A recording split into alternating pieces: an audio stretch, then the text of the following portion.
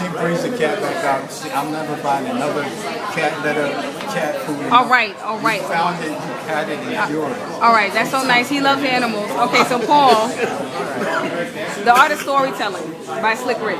Right, the art of storytelling by Slick Rick. Right, and then he did like a remix version years later with Andre 3000, who also is a great artist. Oh, can I just tell you something? I just sort of going to digressing. Because that was kind of like around about 2000-ish when I first came here. And I was really excited because I thought, wow, hip-hop's taking a whole different, kind of quirky change. And I kind of liked it, you know? Right. I kind of liked it. And then they kind of fizzled out, which is such a shame. Right. But see, like everything else in this world, hip-hop, whatever, it has to evolve. But it seems like it's refusing to evolve because I don't know what it is, but there's people who like this status quo of hip. It's almost like they like the notoriety.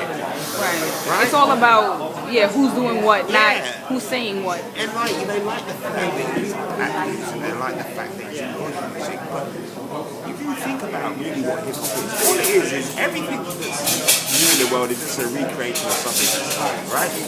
Storytelling has been something that's happened since we were running around in like the plains of Africa in the tribal system, but not just that.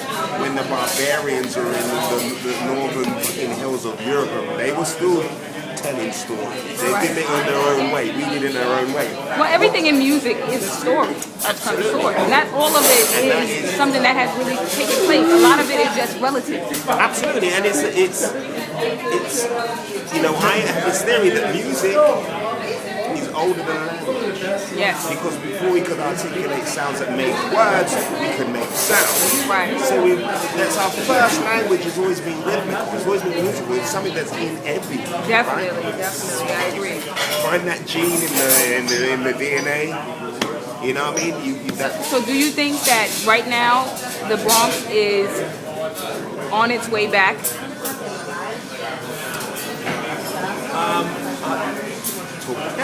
On its way back, maybe.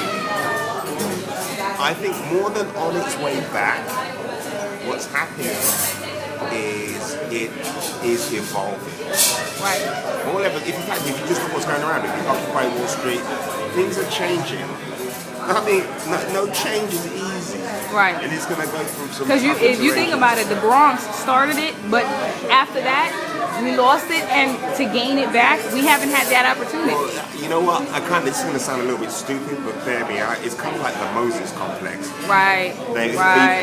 Moses brought everybody to the promised land. Yep. But I'm sorry, mate, you can't come in. You've got no ID. And that's the same thing with the Bronx. We kind of the creation of hip-hop. The DJs, they love us, but they don't show us enough love. They don't even want to come here. Exactly. They want to be down in Tribeca or wherever the hell they want to, or Brooklyn, you know. Exactly. Because Biggie was big in there, like. And then Queens got 50, and you know what I'm saying. Right now, I can honestly say that I know the Bronx is on its way back. I mean, I'm a friend of mine, Fred the Godson, great, and he's definitely. Fred, you know Fred? Yes, and Fred is on his way back. He did a song with my artist Luck Dollars. It's a great song. But here's the thing. I don't think going back. I don't believe in going back. I always have this. It's a stupid theory, by the way. Sometimes with girlfriends, to never go back because life is all about evolution. We go on. So I would not say the book. We're not going back. We're picking up the torch and running with it. That's what we're doing. We're picking up the torch and we're running with it. And this time, we're not dropping it because that's the problem. I really like this girl. So basically, that's what's always happening. So at this point, I'm saying we're gonna keep that from happening. We're gonna pick up the torch and run with it. Fred, we're the only people who can. How about that? I agree. You know what I mean? What happens sometimes, this is what's going on in like Occupy Wall Street. People are trying to force change. And what happens, people resist change, right? Because people are happy with the way things are because there's a lot of people making good money. Same thing with hip-hop. There are a lot of people, the formula works for them. couple fuck up, leave me alone, I'm okay. I don't give a shit if I'm talking about bitches and niggas, it's making me money. I can get to sell Ciroc, whatever, you know? I can sell my fucking stupid energy drink, right? So keep the shit safe. But unfortunately, life doesn't work that way. Ask the dodo. Right. You can find a dodo to us. They don't exist. Exactly. Because life moves on, and so will hip hop, so will it evolve. Because guess what? New generation of kids have got stuff to say. And you know what?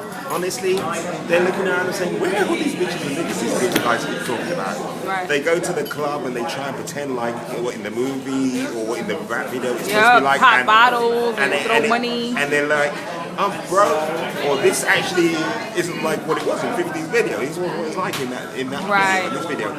And that's because it's bullshit written. Somebody invented this. I think It's that not a reflection of reality. when hip hop was at its prime, is because it related so much to the people, not to money, but to It the was people. fact, And the reason not why, exactly, the reason why Fred, and the reason why I say that, the reason why Fred is such a, they call him Big Bronx. The reason why he's so popular and why everyone has so much faith in him is because he relates to the people. He deals with the people. He goes out. He talks to them. He says hi. He follows them on Twitter. He talks to them on Facebook. He says thank you. He doesn't treat them like he's upper class and they don't exist. My son, another well-known rapper, is doing that. Free. That's why you can record this, I don't give a fuck. But when I first met him and introduced myself, he acted like some superstar. And my attitude is, I don't know you.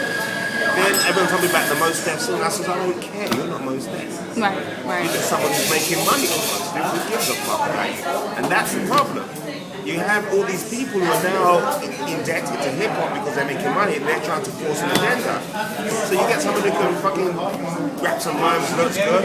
You keep saying this because this is what's making me money. This is performance. Me personally, the only reason why I say the same thing and I stick with my program is because I have faith in it. And that's all I leave it at that. Faith is going to be restored in the Bronx, in music, in hip hop. That's a guarantee. It's a promise. I dream it. I know it. I feel it. And so does everybody else. Absolutely. And at this point in time, like I said, only me and you can articulate it. you know, and that's a beautiful thing. And I'm glad that we had this talk and people are getting to see what we're trying to accomplish because it's a movement. I don't say, oh, the song is coming out, it's going to be a big thing. No, I say it's a movement. Why? Because I know that this is a bandwagon and a lot of positive people will jump on it if we play our cards right. I would say, I agree with you, but I would say it's slightly different. It's not even anything new, it's us going back to our source, going back to foundation and saying, okay, this is how we've always done it. This is how we've always done it. From back in tribal days, we've always been able to speak to each other.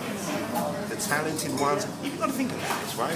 One of the most popular books in the Bible is the book of David. David wrote songs. David was like a big one of those people. It's in the Bible. Do you understand me? That's how important this is. It is. It's very important.